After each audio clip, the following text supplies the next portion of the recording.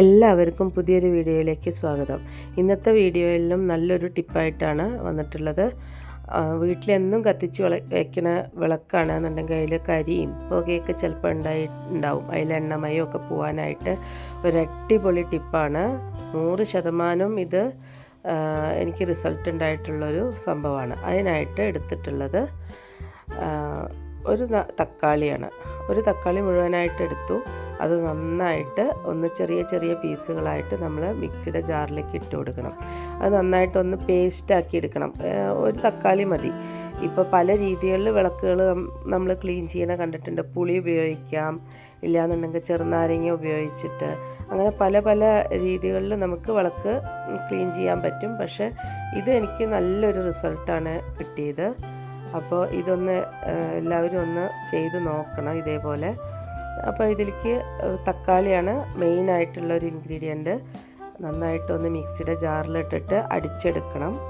അതിന് ശേഷം നമുക്ക് അതിലേക്ക് 1-2 ഐറ്റം കൂടെ ചേർക്കാനുണ്ട്.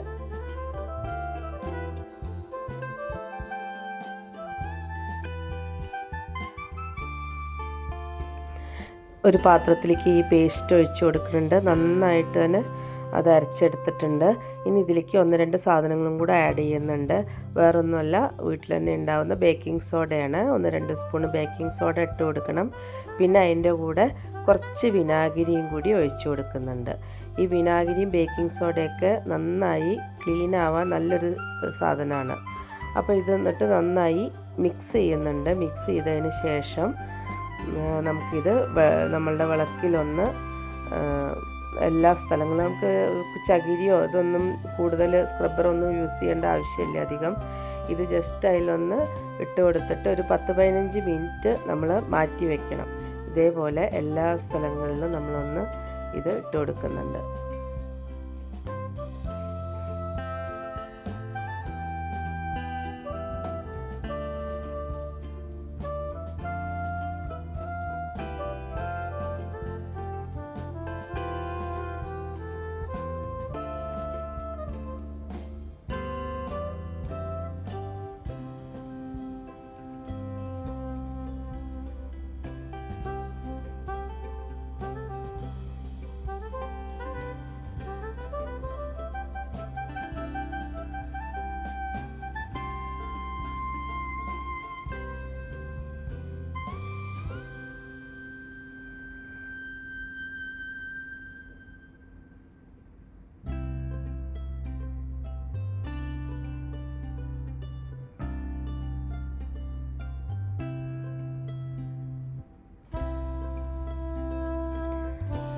ഇത് ക്ലീൻ ചെയ്യാനായിട്ട് സ്റ്റീലിൻ്റെ സ്ക്രബ്ബറൊന്നും ഉപയോഗിക്കേണ്ട.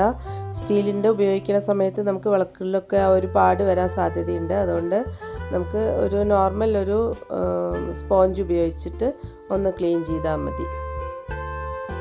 നല്ലൊരു റിസൾട്ടാണ് ഇങ്ങനെ ചെയ്തിട്ട് കിട്ടിയത്. അപ്പോൾ എല്ലാവരും ഇതൊന്ന് ട്രൈ ചെയ്ത് നോക്കണേ. വീഡിയോ ഇഷ്ടമായിട്ടുണ്ടെങ്കിൽ ഒന്ന് ലൈക്ക് ചെയ്യാനും ഷെയർ ചെയ്യാനും അതുപോലെ തന്നെ അഭിപ്രായങ്ങളൊക്കെ ഒന്ന് കമൻറ്റ് ചെയ്യുകയും വേണം. കൂട്ടത്തിലൊന്ന് സബ്സ്ക്രൈബ് ചെയ്യാനും മറക്കല്ലേ. അപ്പോൾ ഇനി പുതിയൊരു വീഡിയോയിൽ വരുന്നവരേക്ക് എല്ലാവർക്കും ബൈ ബൈ.